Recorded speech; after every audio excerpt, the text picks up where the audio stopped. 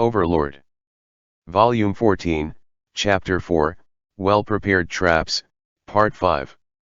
Climb stood in the hallway, observing the scenery outside through the overly thick glass windows. Renner had told him that she would be busy putting on makeup now so that she would not embarrass herself in case the Sorcerer Kingdom's army arrived before she could meet with her father, which was why he was shooed out of the room. She also informed Climb that she might even change out of the outfit she had on. Naturally it was going to take quite a while. He looked back down the corridor, the empty, lifeless, and silent corridor. The knights who stayed in the palace till the end were all preparing to face the Sorcerer Kingdom's army head-on. They had left their posts and gathered together to block off the entrance to the palace. Some might scoff at them for what seemed like meaningless resistance. Unlike the band of warriors led by Ch4 P5, most of these knights were merely a smidge stronger than the average soldier. If they were to fight the monsters of the Sorcerer Kingdom, they would probably be destroyed as easily as it would be for someone to break the branches of a dead tree. Yet, as men who had been knighted by royalty, they wished to display their loyalty till the very end. They had deployed themselves without complaint. The truly pathetic ones would be those who would dare mock them. If he was being honest, due to past experiences, Climb did not have much goodwill for the vast majority of knights. He had always thought that should a life or death situation arise, they would run away like chickens. Climb could not help but mock his own closed-mindedness. It was precisely because their loyalty to the royalty was true and without fault that they could not accept a street rat serving this close to a royal. Climb had made a severe misjudgment of their loyalty to the throne. He looked towards the direction of the entrance. Should he not be fighting side by side with the knights? Climb mulled it over and concluded that he should not. Back then, he was not saved by the royalty. The one who saved him was Renner herself. If Renner ordered him to do so, he would join the knights without hesitation. However, since she had given no such order, he should stay by her side. If he could buy even a single second to die before Renner, it would be his duty, his all. His life and soul have long been Renner's, ever since she had saved him. In this silent, empty hallway, Climb pondered about all sorts of things. He thought about his life up till this point, about Renner, about their hypothetical future, and Climb looked around him. Of course, no one was there. The one who had served next to him, Brain Unglaus, had long since left the palace. He did not know where Brain had gone. If the Sorcerer Kingdom's army had made its way to the castle, he was probably already dead. Climb mourned deep down. Brain was like a mentor, a friend, and a brother to him. He had taught Climb a lot of things and had guided him for quite a while.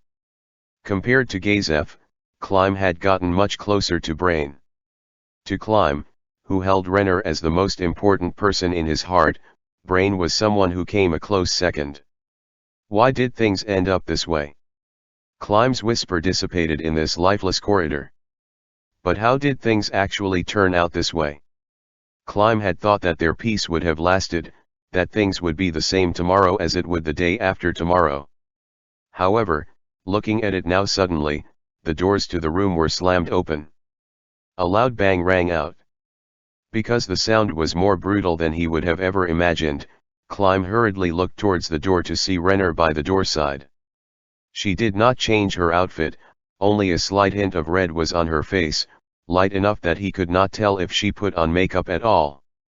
She had spent so much time in there, but her appearance was no different compared to the usual. In her hands was razor edge, still in its sheath. Did something happen? Just as Climb was about to ask, Renner spoke. Climb, let's hurry now. Yes. Renner said that phrase and ran along the corridor. Climb followed and asked. Did something happen? Renner stole a glance at him and looked back towards the front. Yes. I remembered something that had to be done. A mini revenge against the Sorcerer Kingdom, if you will. That is why we must hurry to where my dear father is. We have to check if he is still in his room first. Along the way, Renner passed over razor edge to him. He followed her orders and moved towards the king's room. Of course, there were no knights there too. Renner did not intend to dampen her momentum, as she slammed open the doors to this room too. Inside was Ramposa III, shocked. Renner. What in the... After so much noise, it turned out that it was his own daughter. He must have thought that someone else had broken in. Ramposa III stopped talking halfway through his sentence. Climb felt that the king's gaze had shifted from Renner to him, so he took a massive bow as an apology. Ah, father, you are still here. I just remembered something really important. Renner immediately spoke. She had run her way here, yet her breath remained calm and steady. Climb was the same, but he was still curious as to how Renner, who he had rarely seen running, had the same level of stamina as him. Still, she hadn't run that fast, so it was probably nothing to worry about. Climb quickly killed that thought. Renner, what happened? Also, why did you open the door like that? I feel like these things do not really matter as much right now. Renner spoke a bit faster than she normally would, causing Ramposa III to smile wryly. Well, you do have a fair point.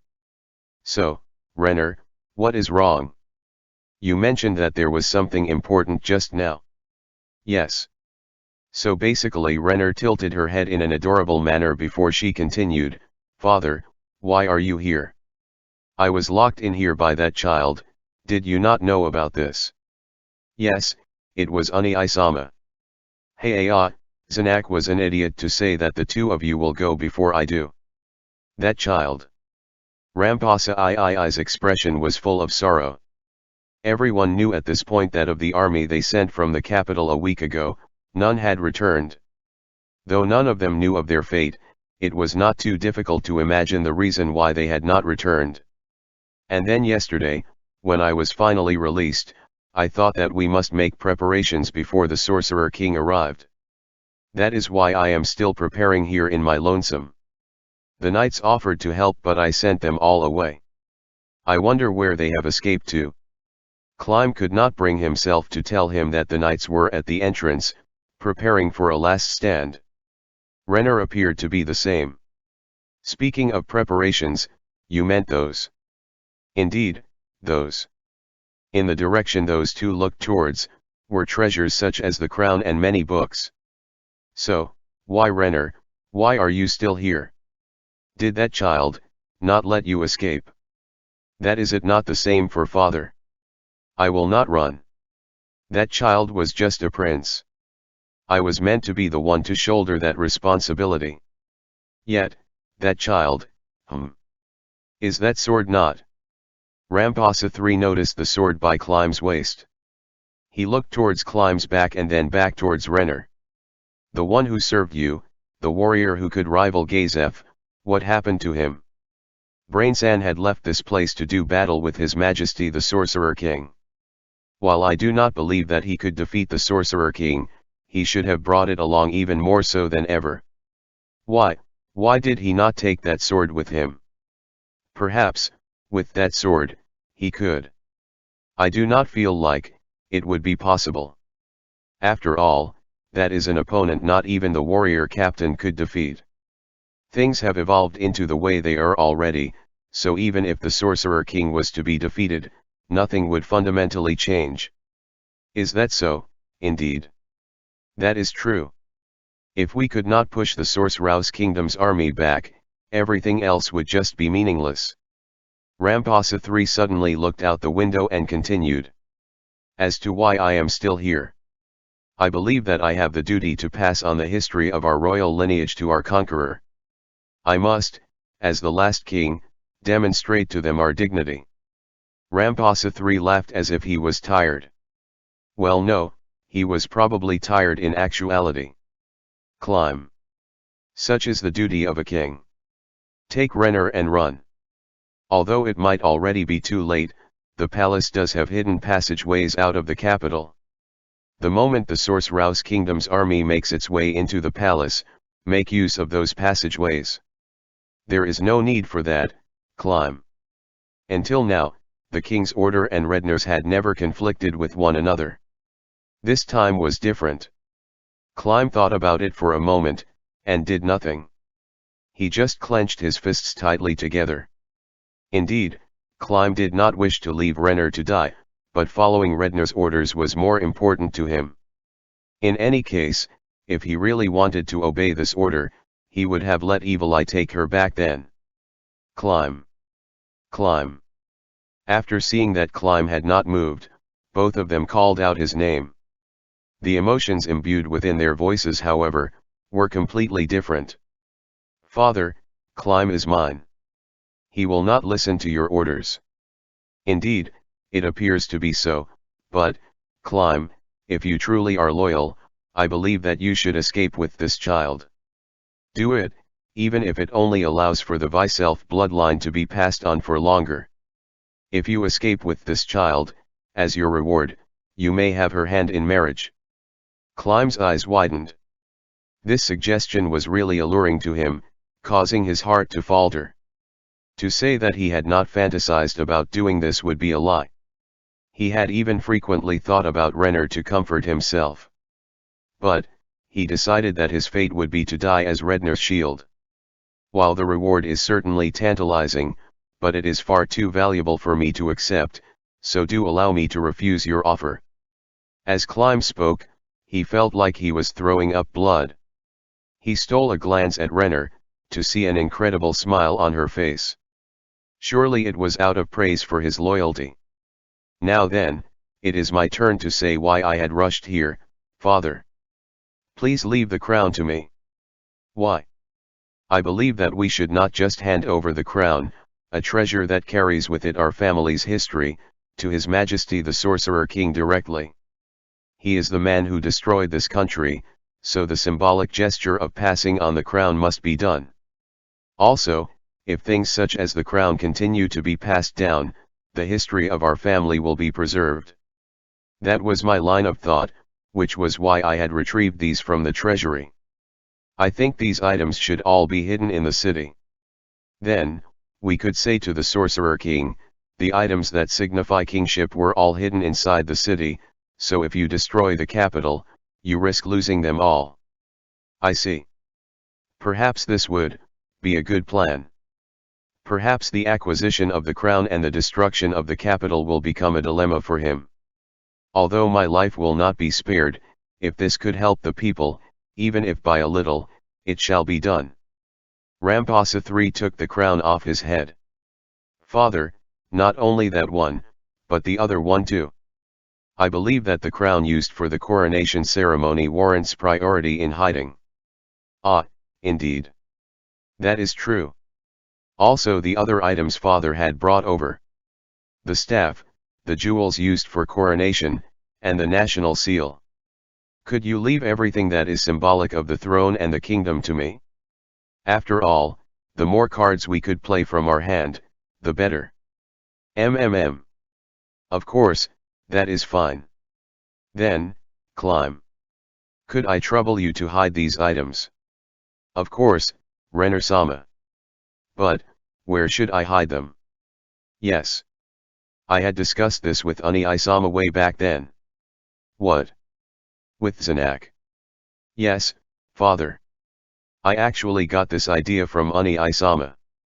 The procedure for hiding these items had been planned out already. However, because he might have gotten the idea from Marquis Revan, I felt uneasy about it. Really? That child had thought this far ahead. Rampasa Ii's voice trailed as he muttered to himself. His eyes appeared to have moistened a little. So, Climb. There was this warehouse district that had been abandoned because of Jaldabaotha's attack. There is a small warehouse there. While Renner had explained in detail, her instructions were complicated enough that Climb did not trust himself to find it. Renner walked around Rampasa III to use the table to draw an easy-to-understand map on a piece of paper. It was a simple one, but now he would not have to worry about getting lost. Here is a hidden basement here. Please hide the items inside there. Yes. I will abide by your order. After you are done with this. Climb stared intently at Redna's face, hoping that she would not say something like, "Do not come back. Please let me stay by your side till the very end." Had his thoughts reached her? Renner spoke after a prolonged moment of hesitation. "Please do return safely." While they were not certain where the Sorcerer's Kingdom's army had reached, it was highly likely that they had already broken into the capital and were crawling all over the place. In that case, to leave this place was extremely risky. However, Climb would not hesitate.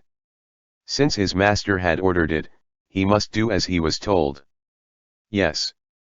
You must return unharmed. Do not try to fight.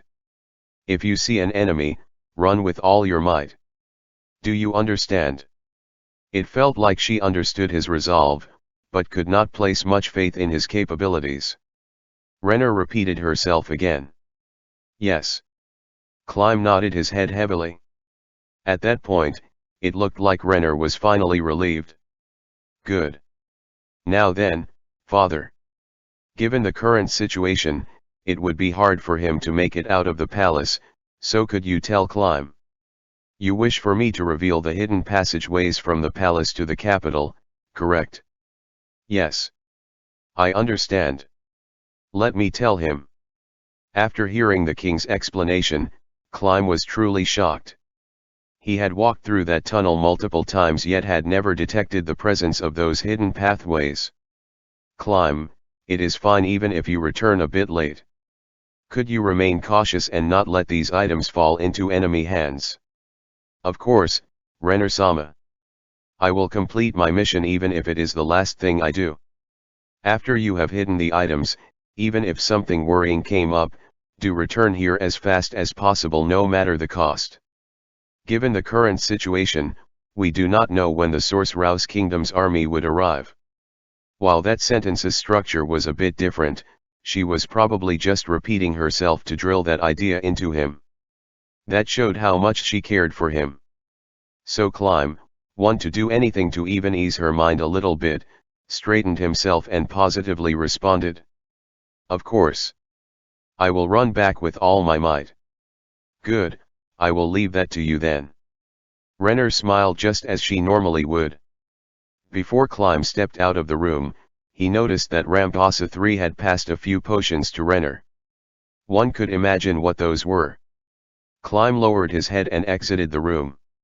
He ran towards the hidden passageways. Afterwards, he used those passageways to enter the capital. It felt surreal. It was as though every inhabitant of the capital had disappeared. That was how silent it was. It was then when he heard the roar of some giant beast, but from his current position he could not figure out what that was. The capital was vast. If he did not have the vantage point of the castle or the city walls, it would be difficult for him to figure out what was going on. However, to the current Climb, that was not necessary. All he had to do was run full speed towards the warehouse. He did not run into anybody before he reached his destination. This was an urgent matter, but this place was quite far away. In addition to how cautious he had been on his way here, he had spent quite a bit of time on the road. The warehouse was not as big as he had imagined. Climb got near the door and noticed that it was not locked. He returned the bell he had prepared back into his bag and snuck in. Nothing was stored in this warehouse, it was empty. The smell of dust carpeted his face. There were no light fixtures and the windows were shut, so it was terribly dark inside. There were, however, rays of light that fell through some cracks, so it was not entirely dark. Climb walked through the entrance and held his breath. He concentrated on the sounds that came from the outside. He confirmed that there weren't any sounds coming towards the warehouse and walked towards the wall opposite to him as he had been instructed to. There were many empty shelves there. He found the third shelf from the right and forcefully pushed it. At first, nothing happened, but after he applied more force gradually, a click could be heard. The shelf no longer resisted his push and swung open like a door. It was totally dark inside, a room without windows. Climb put on his helmet. With its power, he could make out his surroundings. In the empty room, on the floor, was a handle-like protrusion. Upon raising that handle, a spiral staircase downwards was revealed. At the bottom of the short staircase was a small room with a single shelf. It was equally empty as the rest, nothing of substance was on it. The dust that had built up in the room formed a thick layer that covered everything. He placed the royal treasures there. After that, his mission was complete. Climb returned to the surface and exited the warehouse. He had to run back at full speed now. He looked back towards the castle and could not help but mutter, "Heh." The castle was snow white. Thick walls surrounded the castle, but they were painted white too. Light shone on it, reflected off brilliantly. To a third party, it must have been a beautiful sight, but as one of its residents, this was an urgent situation. "Ah. Gee, great, you weren't squished, it would be dangerous for you to stay here, you know." He heard a child's voice next to him. He looked towards where the voice came from. Atop the warehouse was a girl who was looking down at him. In her hands was a black staff. Her skin tone was dark, she was probably of the race known as dark elves. "You are? This place is scheduled for demolition, so, because you might get caught up in it, it would be better for you to leave here quickly, okay?" Now that she had said that, he understood. This girl was undoubtedly from the Sorcerer's kingdom. His hands, reaching to unsheath his sword, stopped itself. While she did not appear to be strong, it would not be possible for her to have made her way here alone.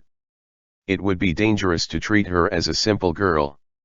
Although he might win this fight, if he was to cause a disturbance here and cause the Sorcerer's kingdom's undead to gather around, he would not be able to return to Redna's side. His duty was not to defeat the enemy, but to serve by her side. Plus, had Renner not repeatedly warned him about this? He wanted to look back at the warehouse, but managed to quell that urge. Since he could not kill her to silence her, he should try his best not to rouse her suspicion. Climb turned his back on the girl and ran. Compared to his fear of receiving an attack from the rear, his desire to return to Renner as soon as possible was much stronger. Climb began to run. The moment he turned a corner, he heard the sound of buildings collapsing. He had to kill the urge to check what was going on. The attack he was watching out for never happened. Climb arrived safely at the entrance to the passageways. While he checked if he was being followed, Climb noticed the plumes of smoke rising up to the skies. The capital is on fire. Because of the houses blocking his line of sight, he could not confirm where the smoke was coming from, but he was certain that it was from more than a couple of sources. So that girl was not part of the vanguard, but a sizable contingent of the Sorcerer's kingdom's army had already made their way in and were pillaging the city. So why could he not hear any screams? Climb ignored the questions that arose in him. He did not have time to waste on these questions. He had to return to Redna's side and report that he had completed his mission. After that, he could remain by her side until the end. Climb ran through the passageway and returned to the palace. Inside the palace, it was quiet and calm. He could not understand why. Previously, the castle appeared to have frozen over. That was undeniably the result of some form of attack by the Sorcerer's kingdom. If that was the case, while there might not be many left, there should still be a few knights remaining to defend the place. Even though this place was far away from the knights' defensive lines, he should still be able to hear some sort of noise, even if it was just the sound of a sword clashing against something. Speaking of which, it's even quieter than before. Compared to before, the silence became even more uncomfortable. Never mind the palace, the loneliness he felt right now was like if he was the last man in this world. Climb intentionally ran with heavier steps to make more noise as he made his way to the king's room. Perhaps he should have followed protocol in how he opened the door, but Climb did not care anymore. He opened the door with all his might. No one was there. He looked around. He could neither find Renner nor Rampasa III. The king's room was connected to another room, perhaps they were there. Just as Climb was about to cross the threshold, he noticed that there was a piece of paper on the table. It was the same type of paper Renner had used to draw the map. He picked it up and looked at it. It was Redner's familiar handwriting, instructions for him to go to the throne room. The next moment, Climb had run out of the room. As Climb got close to the throne room, he slowed down. The corridor to the throne room was filled with multiple figures on both sides, none of which he had seen before in the palace. Their faces were pale white women who could not have been human. They had to be the Sorcerer King's subordinates. They did not seem to be antagonizing Climb, who had run at them. Well, no, it was more like they were not interested in him at all. Should he unsheath, or should he not? Climb could not make up his mind. One of the women spoke. "Please enter, last human of this court." After she said that, she shut her mouth in a disinterested manner. He had a bad feeling about what she had said. A chill was sent down Climb's spine. Climb ran between the women towards the throne room. In the subsequent moment, so much information flooded his brain that he had a sensory overload. Sat upon the throne was not Ramphasa III, but a skeletal monster that radiated overwhelming pressure, the Sorcerer King in Zoal gown. To his left and right was a man with a long tail, the Prime Minister of the Sorcerer's Kingdom, Albedo, and an insectoid monster that looked like it was made out of ice. Not far from them, lifeless and on the floor, was Ramphasa III. His clothes were stained dark red and next to him sat Renner, her clothes soaked in blood. On the ground, close by, was Razor Edge. The blade of the sword was coated with blood. There was no mistaking it, this was the weapon used to kill Ramphasa III. "Princess." "Climb." "Han," someone else laughed. A mocking laugh, probably. Climb stood between Renner and them and readied his sword. Both of them will probably die right here. To protect Renner till the end in spite of that fact was Climb's ultimate demonstration of loyalty. In front of Insama, "Your head is raised too high up. Kneel." Climb immediately kneeled. He could not resist at all. It was more accurate to say that before he had noticed, his body had already adopted this posture. He noticed the one behind him had done the same. Renner. The image of Renner being mind-controlled flashed through his mind and everything began to click together. You controlled Renner Sama like this. The tragedy in front of the throne, Renner was controlled and forced to kill her own father. His anger boiled over, yet he still could not move. It was as though this body was no longer his. "Ah, I remember. I have met with him during my duel with Gazef Stranov. Undo the command mantra. Yes, you are free." With the mental restraints removed, Climb jumped sideways to pick up Razor Edge, which was on the ground. He stood up rapidly, adjusted his breath, and adopted a stance. His opponent was the Sorcerer King. Of course, this was meaningless against the opponent who was able to kill the warrior captain at such a speed that he could not follow his movements with his eyes at all. Still, he was Redner's meat shield. What good would he be if he did not stand between them? The Sorcerer King got up from the throne and walked leisurely towards Climb. "You should be grateful that a king, such as I, would be willing to personally duel with you. Ah yes, if I win, I shall be taking that sword." The Sorcerer King walked towards him without a care, he was not on guard for him at all. Anger occupied Climb's body and mind. This was all his fault. If he did not exist, peace would be the status quo, no one would have died.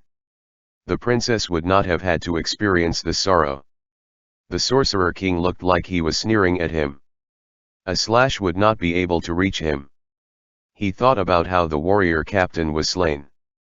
What was his best move? He held on tight to Razor Edge.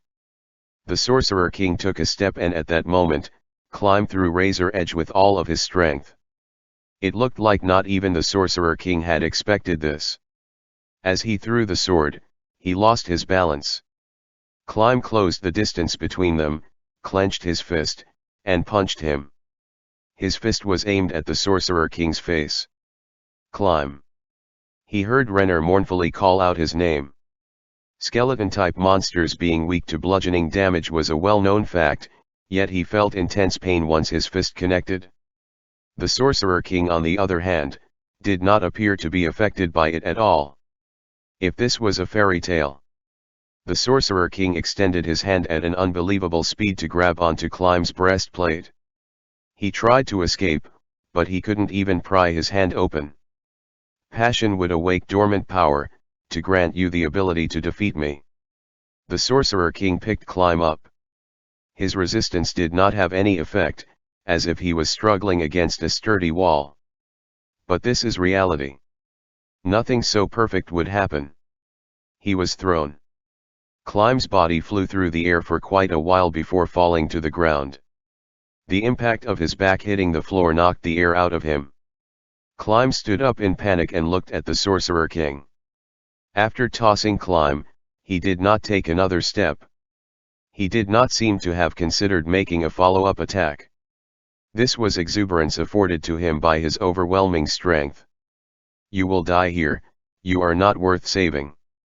You, who are without talent nor ability, do not deserve salvation.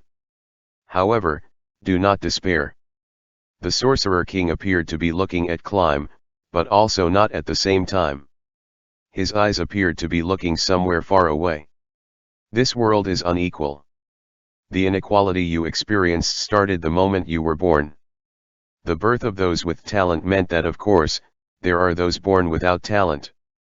Furthermore, the environment one was born into differs. A rich family versus a poor family, even the personality of your fellow brothers and sisters matter. Those who were lucky will go on to have fulfilling lives, but those who were not, do not. However, I must reiterate, do not despair at such inequalities. The reason for this is because death is the equalizer gifted to all. That is to say me. Only the mercy bestowed by the ruler of death to all could be regarded as absolute equality in a world riddled with inequalities. Climb could not understand what he was talking about at all. He was probably telling him to rest in peace the long way round. He could not help but be overwhelmed by his presence. He is death, a being no living thing could oppose. It was as though Climb was about to be swallowed up by the Sorcerer King's pride alone. The difference between them, on a biological level, was too great. Of course, the Sorcerer King, head of a state and one who wielded magic that could easily destroy an army, was entirely different compared to the talentless warrior that was Climb. However, the difference between them was not just so. It was like that of an ant, yearning for the skies. That was the difference between their domains. Even so, even though he knew full well that he could not win, he had made his resolve to give his all, to be Redner's meat shield till the end of the very end. Courage surged through him. His languished heart burned once more. Yes. All of this was for Renner. For the woman who had saved him on that rainy day. For her, who saw him as human. I see. Those eyes. The Sorcerer King said something strange. He must have sensed Climb's intent to battle. The Sorcerer King exposed his defenseless back towards Climb, picked up razor edge which laid on the ground, and tossed it towards him. Rise up. The Sorcerer King extended one hand and in an instant, a black sword appeared. The length of the blade was around that of a long sword. Climb stared at the Sorcerer King without raising his guard while he picked up razor edge. To have left openings in this moment could not have been helped. He thought about Gazef's duel. Right before the fight began, the Sorcerer King had said himself that weapons without adequate enchantments could not damage him, but also that this sword could kill him. Even the set of armor granted to him by Renner, which had multiple enchantments imbued on it, could not break his defense. This was a depressing fact, one he had confirmed in that strike. Climb. To Renner, who leaned towards him with worry in her eyes, Climb smiled and whispered. Princess, I will buy you some time. If you wish, please do it sooner than later. His thoughts were conveyed as Renner nodded her head. Climb created some distance between him and Renner before he raised razor edge. Have you bid you farewell? I wish to ask. After you kill me, will you kill the princess too? The Sorcerer King remained silent. Climb couldn't help but find that odd. This wasn't an occasion to be silent. What answered his question was a hee-hee from the Sorcerer King, a soft laughter. How shall I torment you? The best way would be to not answer your question. Sorcerer King. He swung razor edge, which was easily caught by the Sorcerer King's sword. After multiple strikes, the Sorcerer King remained standing where he stood. The Sorcerer King did not attack him, he was playing with him instead, like someone would do to entertain a child. However, this was fine by him. He raised razor edge up high and bet everything in this single strike. As before, the Sorcerer King parried his attack with that sword of pure black. Now was the time to bet everything he had. Climb activated his martial arts. Not only that, but he had also activated the ring's ability too. At that moment, Climb's combat prowess surged significantly.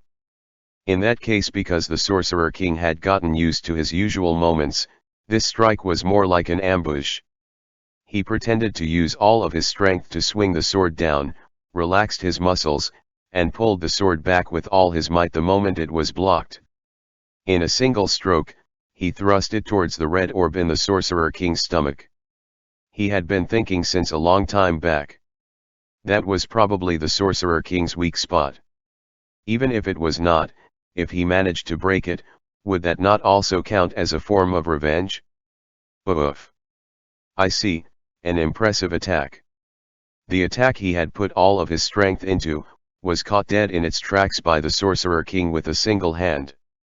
Climb felt his shoulder burn, a moist sensation began expanding from it, and in the next moment, the heat turned into intense pain.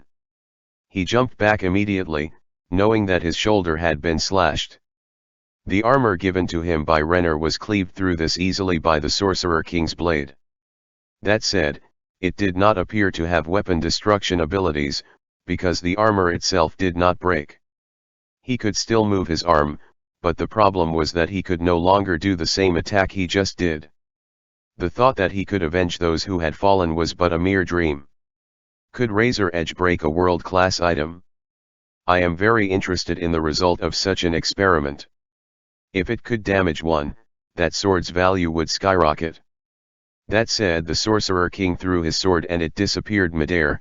I can afford to wait till after I kill you to run those experiments. It looked like the Sorcerer King was about to cast magic. Climb laughed.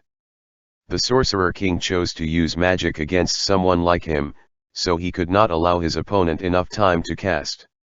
Climb leapt. As he heard the words grasp heart, he felt intense pain, as if his body was being ripped apart from the inside. Outstanding. And then, his vision. Really? Meant. I shall excuse myself then, woof. He heard an unfamiliar voice by his side, followed by the sound of doors being shut. It woke him right up, like a trigger being activated. Something should have happened, but everything felt like it had withered away. He felt something akin to the feeling of forgetting a dream in the morning. Climb felt like his muscles and bones had melted as he could not summon any strength at all. Even the simple act of twisting his neck was a struggle. He tried his best to survey his surroundings. The most luxurious room Climb had seen so far in his life had been Redner's, but this far surpassed hers in opulence. He had something of a photographic memory, yet he could not recall ever seeing this room in the palace. What had happened to him? Why, was he still alive? Also, what happened to his master? Although he could not move his body well, he could feel the presence of someone else in the room. Aaaaa. He tried to call out to them, but the sounds that came out of him could not constitute speech. Still, the person in the room had understood him as they hurriedly rushed over. Climb. You woke up. He still could not vocalize, but that was to be expected. His entire body was without strength, so not even his vocal cords could move. Yet that was not the reason why he did not speak, it was because of the flurry of emotions that occupied his mind. His eyes were filled with tears. That's right, this was all a nightmare. The kingdom being attacked by the Sorcerer's kingdom and how Renner had been forced to make her resolve to die had all just been a nightmare. AAA, SAA. Yes. I am Renner. Climb. The same smile as usual.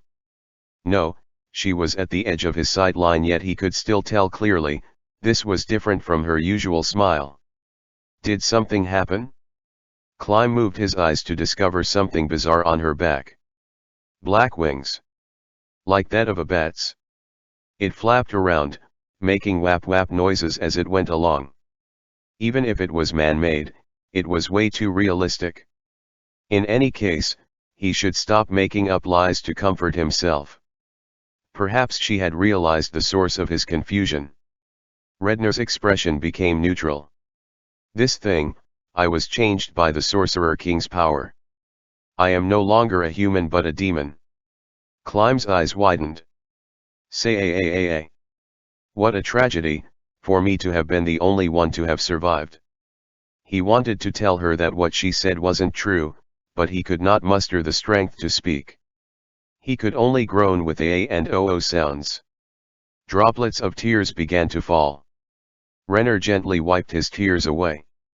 Climb trembled with emotions as he groaned. No matter how much she had changed on the outside, she was still Renner on the inside. So, you must be curious about why you are still alive, correct? Before I answer that question, Climb, are you willing to listen to something selfish that I have to say? I have been turned into a demon, so I will remain in this world forever. Living alone would be a terribly painful thing to do. Renner looked towards him.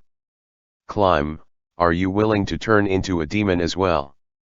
He did not hesitate, he had decided long ago to give his all for Renner.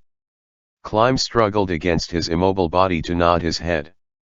Thank you, then allow me to answer your question.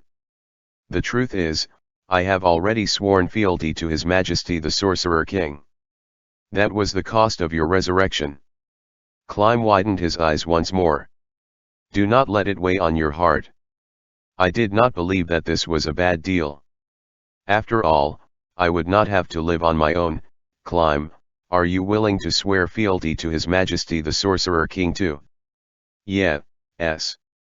While he was still a bit confused, if Renner was willing to swear fealty for his sake, he should choose to serve too. No, it was more accurate to say that this was the only option he had. Thank you, Climb. After you swear fealty to His Majesty the Sorcerer King, he would most definitely force some tasks onto you to test your loyalty. It will probably be painful for you, and that saddens me a lot. That won't be the case. Thank you, Climb, that is all I have to say for now. Take a rest, I will take good care of you. She maintained her smile and disappeared from his view. From the direction where she went, he could hear the sound of doors opening followed by doors closing. Climb relaxed. Immediately afterwards, his desire to sleep took hold of him. Climb, whose face was covered in tears, lost his consciousness as though he had just sunk into mud. The emotions behind those tears were too complicated for himself to explain. Not even Climb himself knew why he cried. Renner left the bedroom and walked towards the neighboring room. Upon noticing the person on the sofa, she knelt down in panic. Albedo-sama, Renner took a deep bow. I could not thank our master in time, so I am terribly sorry for that. The preparation of the poison and the theatrics in the throne room, to have even troubled His Majesty the Sorcerer King to personally go there to help, I am deeply grateful for that. Fufu. That is enough. There is no need to worry over these things. If it was for outstanding individuals, such trivialities are well worth the time. Thank you very much, Albedo-sama. The if part of that sentence was somewhat stressed more than the others, causing Renner to shudder. She did not know if they had seen through her even in this aspect. Albedo did not continue, but she felt her gaze on the back of her head. Fufu. There is no need to be this tense around me. Demiurge and I have a full grasp on your capabilities through this event with the kingdom. Back then, from the moment she had met with the demon Demiurge to the destruction of the kingdom, around 90% of the plan had been suggested by Renner herself. She had expertly manipulated all sides through their conceit. The only thing she was wary of, was when the plan had changed to the slaughter of almost all citizens of the kingdom. She was worried about whether or not she would be thrown away afterwards. Other than that, things had gone mostly according to her plans. Such exceptional abilities must be put to their full use in Nazarick under my command. Naturally, Albedo-sama. Insama had high praise for you. I will not allow you to disappoint him. Minor, she could only detect a minor difference, but Albedo's tone had changed somewhat. Renner continued to act subserviently. In this situation, this was probably the smartest choice she could make. The reward for your service from now on, for the next millennia, will be given to you in advance. The sound of something being placed on the table could be heard. The fallen seed I gave you before, this is another one of them. The next step would be to prepare the sacrifice. You may start after he recovers. While magic could speed up the recovery, based on your specifications we will not do such a thing. Thank you very much, Albedo-sama. Please do convey my thanks to His Majesty the Sorcerer King as well. Renner. I will reiterate, do not disappoint me. This was not given to you because you have inherent value as a hostage, but something you had earned through your actions and the trust that had been built up between us. Do you understand? Upon hearing her gentle yet frigid voice, Renner bowed her head even lower than before. Yes, Albedo-sama. To repay your generosity, your servant I will maintain, no, I will strive to serve you better than I have. Her superior left behind a soft laugh as she stood up and left. Renner kept her head down until she heard the sound of the door being closed. She breathed a huge sigh of relief. Mixed in her breath were lingering sensations of fear. She had overcome the final hurdle. The other party was a ruthless demon after all.